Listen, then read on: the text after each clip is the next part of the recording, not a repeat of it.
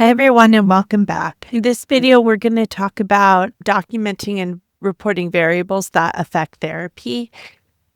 Whether it's in the session notes or in other situations, there's specific variables that we need to think about and consider when we're deciding whether we're going to report, whether we need to write it into the session notes. Do we need to call our supervisor right now and report it? And these are really important variables to be aware of and know. So we'll talk again about accurate documentation and how critical it is. So ensuring accurate tracking of the client's progress. And then we should understand what should be included in session notes, which we talked about a little bit prior, but we'll talk about a little bit more in depth of the skill acquisition data, behavior reduction data, ABC log, session notes, behavior incident reports, and communication logs. And then we'll discover how to document things objectively. The main part of this presentation is exploring outside variables that affect therapy. So there's these things that happen that you have no control over, and really it's not like the therapy didn't cause it, you didn't cause it, but they will really affect therapy a lot. And so we got to know what those are, kind of know how to identify them and how to report them correctly. The big ones are medication changes that can go really good or really bad. Sleep disruptions are a huge one and very common with autistic children, autistic adults. Sometimes sleep is a real struggle, in that case. And so they do have a lot of trouble figuring that out. And so illness or injury is another one. Emotional distress, family events or conflicts can really affect therapy. Environmental changes, like all of a sudden we got to do therapy at a different house. Staff changes or absences are all things that can affect therapy. Why documentation matters: it ensures accurate tracking of client progress. It supports database decision-making for your supervisor. It's also a legal and ethical record, and it's required for insurance billing and audits, and it protects both you and the client.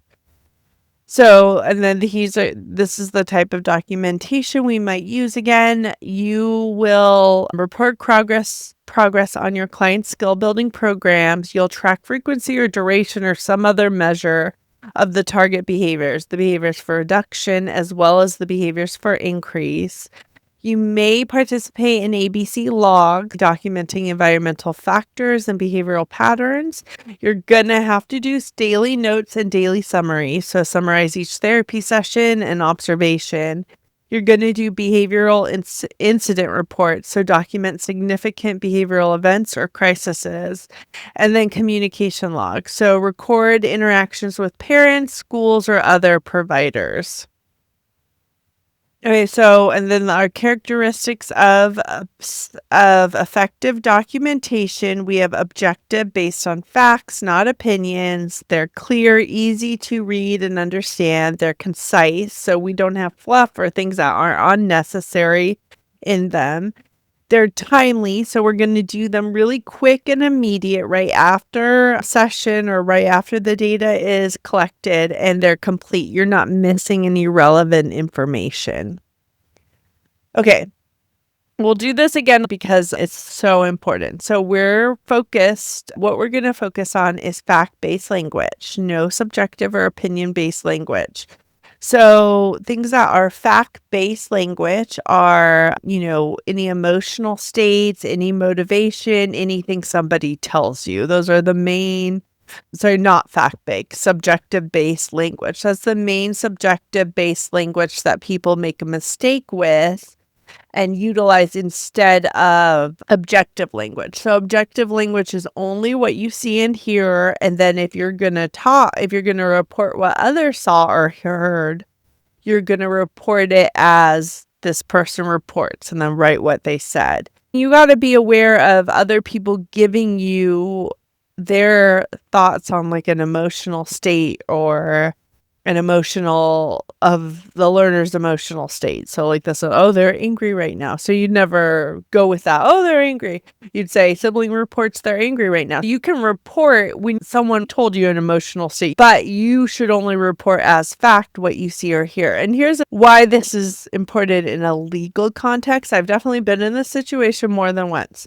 We're not doing anything wrong. There's no litigious situation with our therapy or anything. In schools, I was involved in a lot more litigious situations than in a private therapy setting.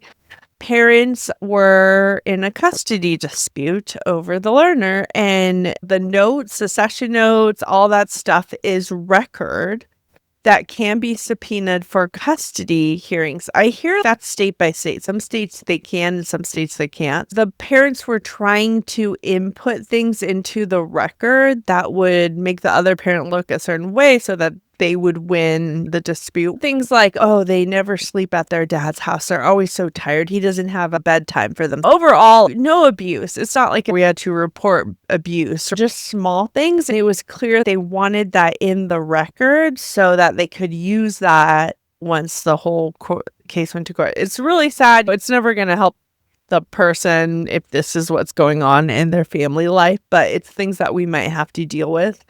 If the mom really wants it in the notes that the child didn't sleep because they were at dad's house, you can put them in the notes. You just write mom reports. You didn't go to the dad's house and observe that they didn't have a good bedtime. You only are hearing this from mom, and we don't really actually know what happens. Even though most of the time when someone tells you something, I would say 95% of the time they have good intention. Like they're just giving you information to help you do your job, and you still report it that way, like mom reports or dad reports. They're just they had a hard day at school. Someone teased them and they cried and the school called me and I had to pick them up. If a parent tells you that, I 100% believe that probably happened, but you're still going to write it like mom reported that this happened at school today and so they're feeling emotional and having a hard day. And you wouldn't write they're feeling emotional because you don't know the mom's reporting they're feeling emotional and having a hard day. Then you would report the behaviors you saw that would indicate that this is a harder therapy session than typical. But when they don't have good intentions, this is how you protect yourself, by always writing it that way. And if you have a history of writing everything they say that way, they won't even question it when you do it if they're trying to sneak stuff in the record.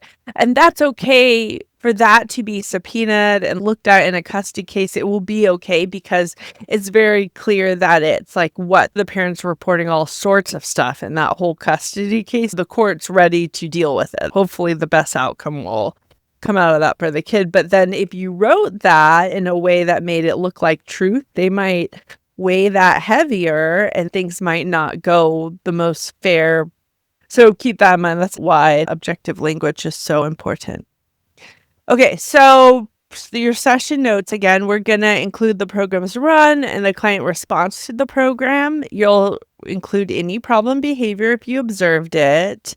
Describe them in a factual, objective manner. Learner had a tantrum where they cried and laid on the floor for 5 minutes and 30 seconds. You can even make these more broad, like tantrums increase from last session by 2. Like instead of put like, you have the data of the duration of the tantrums on the other sheet summarized in these session notes. Prompt level used, and make sure you're doing the correct amount of prompting. Record the specific reinforcers you delivered and when they were given. I often put response to reinforcers, like we used iPad today, but iPad was the primary reinforcer, but positive behaviors didn't increase when this was offered, indicating that iPad might not be working anymore. They might be satiated. Variables that impact the session, so all those outsider factors that may have, hurt the client's performance. Communication with the family or school. You're going to keep a communication log and make sure you're writing in the communication. Sometimes the session notes serve as the communication log, and occasionally you'll have a separate document for that. And then your initials and the time and start session of your session, the start time and end time. Okay, we talked about all these, so I'll do them quickly again. Don't use vague phrases in the session notes. Don't copy paste from previous notes. Don't skip documentation entirely and think like I'll catch up next session or at the end of the week. None of that's great. Making assumptions, or diagnoses. So notes should be based on fact, not personal opinion. Oh yeah, don't do diagnoses. I've seen that so many times. Someone's putting in, I think they have conduct disorder. I think they have anxiety. You're just not at the level where you can even really make assumptions about that stuff. You need so much more training. Instead, you can put the specific behaviors you're seeing that would indicate that, like they're biting their nails, they're shaking a little bit, all the anxiety behaviors, they're eloping more, they stated like, I don't feel well, or they're feeling sick during session, all those things that indicate anxiety. Don't use informal tones or emojis. So documents should maintain a professional, objective tone. Here's what you really need to glean from this video. These are the therapy affecting variables. Number one, the big one, these are all big, but medication changes. So they change their medication can impact their performance or behavior. Lots of our learners are on medication, and medication is not an exact science. What happens is like this medication does this for me. It does not mean that it does that for you. It could do something completely different. And though we have large studies to show most people will feel this on this medication, that's the only way it gets FDA approved and is able to be prescribed to people, there's still people in those large group studies who didn't feel that or felt something different. So what happens when we're engaged in medication intervention is it's a trial and error situation, and medication also takes a really long time to people feel the full effects, the psychoactive medications that a lot of your learners will be on. So it takes 6 weeks, even a stimulant. People argue with me on stimulants, but I've watched people come on and off stimulants. I've talked to people involved in the research of stimulants. It takes 6 weeks for these medications to take full effect. And during those 6 weeks, things are changing, right?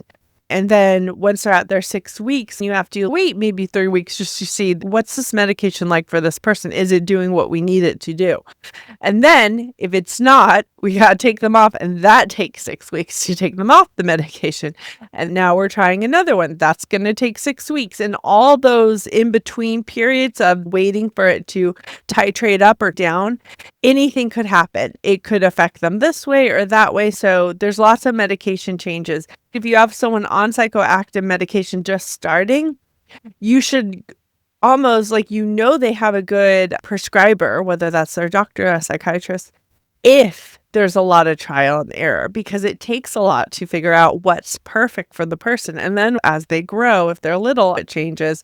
And as they go through puberty, it changes and things have to change again. So that's a big part of our job. Communicating clearly what you're seeing will be important because it helps those prescribers know how to modify meds for the person. Sleep disruption, lack of sleep or poor quality sleep messes with everything. Having kids, sleep is everything. If they don't sleep, it's a nightmare. And that's how a lot of parents feel. And a lot of times there's nothing you can do to fix that. Not that, like that one night, even if you did things perfectly, they still don't get enough sleep because it's hormones in their brain. So you got to keep that in mind and go easy. When you're told they didn't sleep well, go easy on them. It's hard. Like when you feel tired, think about how you feel. You want an easy day too. Illness or injury, physical health issues can impair their ability, whether that's I fell off the playground and I hurt my arm, to like medical issues related to their diagnosis that they have to work through. All those affect. And then emotional distress, stress, anxiety, or other difficulties. School's not working, family's not working, all sorts of things. Family events or conflicts like divorce, parent loses a job, they have to move to another place. Siblings coming totally changes everything. It can be very anxiety provoking when a baby is coming. Environmental changes to the familiar environment can be really unsettling. School changes are another one. A lot of these learners have school changes, whether the school they're at modifies their program or they go to different schools. And then staff changes or absences. So if you have staff turnover, I would always give these learners a little bit of time to adjust because that can really change things for them. Here's some examples. Only slept 3 hours. Started their T medication this morning. So I know I said stimulants take 6 weeks to titrate, but it is more immediate than other medications. So you will see an immediate effect the first day. The full effect won't occur until they're up to that 6-week period. Illness, mild cough, runny nose, like when they're that little bit of sick, but that just like totally messes with everybody. My kids are a nightmare when they're got those running noses. Emotional stress, so the client like crying because parent dropped them off. That happens a lot. School changes for the school vacations too, right? Sometimes kids do great in school and sometimes they do better on vacation, but the change to that new, like being on vacation or not, is difficult for a lot of learners. You want to document the variable, like the medication change, illness, emotional distress. When it occurred, note the variable was before or after the therapy, how you found out. So who reported this to you, and write it that way that they reported, and then tell us how it impacted the session. So that way we'll, kind of describe how the variable affected the engagement so we can anticipate what to do about this in the future. Sample note. Client appeared tired today. I don't love the appeared tired, but it's okay to put in notes. I would rather have some discrete behaviors about how they were tired. But it gets to a point where you just know when they're tired because you know them so well. So then it might be easier to report it that way. Parent reported that client only slept for 4 hours. Engagement in tasks was low and client required increased prompting to complete known skills. As a supervisor, I'd know exactly what happened in that case and maybe could make a plan for when that happens. So when you want to call your supervisor immediately after the session or within a few hours to talk to them about it, you want to tell them about the big medication changes. A huge drop in performance, you'll want to tell your supervisor whether or not you know why. If you don't know why, that's fine, but just tell them anyways, and supervisor will help either figure it out or help you figure it out. New or worsening medical conditions. So if they're exhibiting new or worsening physical or mental health symptoms, that's like way beyond like typical cold season, flu season, all these things that everybody gets, and we just anticipate them getting it. It's something beyond that, and it's worsening. Signs of emotional trauma, you want to report that to your supervisor. When parents request an alteration to the treatment, you say, I'm going to tell my supervisor about this, and they will notify you because you can't make those changes. Only your supervisor can. You would tell them what the parent said. They'll call the parent and work it out. Maybe you make the change, maybe you don't, but they'll let you know after that call. You suspect abuse or neglect. If you think there's neglect or abuse, you should get additional training on mandated reporting and what abuse or neglect might look like. And you'll feel a lot better about reporting those things and how to report those things once you take that additional training. A lot of times the state will create those trainings. It might be through the state, or your organization will contract with someone approved through the state to provide you with that training. Your note slides or deck are a legal record that can be used in audits, court cases, and other legal proceedings. So you'll always want to make sure that they're accurate. You want to be honest and precise. You never want to do any falsification or hiding information. You want to correct mistakes transparently. So you want to make sure you can cross it out, put your initial, and then write what should be there. So we have a record of the mistakes as well. Because in a legal case, if because of your mistake, something happened specific, and then later on you fixed it, we need that record so everybody understands the progression of what happened.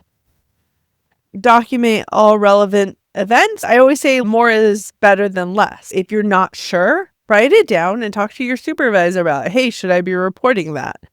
Use professional neutral language. Remember, parents can read these notes. They have access to everything you write. So don't write mean stuff. Like, don't write anything that you wouldn't want to read about your own child. So objectives always safe. So like if 4 behaviors occurred, that's what happened. They should be able to read that, understand that, and not like get emotional over that. But if you said like, oh, his behavior's increasing and he's so angry all the time and doesn't like therapy and he's being defiant, like if you that's the language you're using, they're gonna be upset. I would be upset. But if you're like, oh, 4 times I gave them directions and he didn't follow any of the four times, he hit 5 times. If it's very objective, though it may be emotional for them, it's not going to be, they won't be upset with you. It's not going to be directed because you did something wrong. It's just the situation. And we need to go back to the drawing board and look at how we can improve the behavior. Include the context, but not assumption. So don't make interpretation. And then when in doubt, write it down and report it. So always, whenever you're in doubt, just write it down and report it. Ensure accurate tracking. Documentation helps client progress and supports database decisions. Maintain legal and ethical records. Session notes serve as a legal record and protect both the client and provider. And enables insurance and billing audits. So it requires documentation, allows for proper insurance, billing, and audits. And then document objectively. Use factual, clear, language-free assumptions or opinions. And then document factors like medication changes, illnesses, or emotional distress that impact therapy. Thank you. I'll see you next video.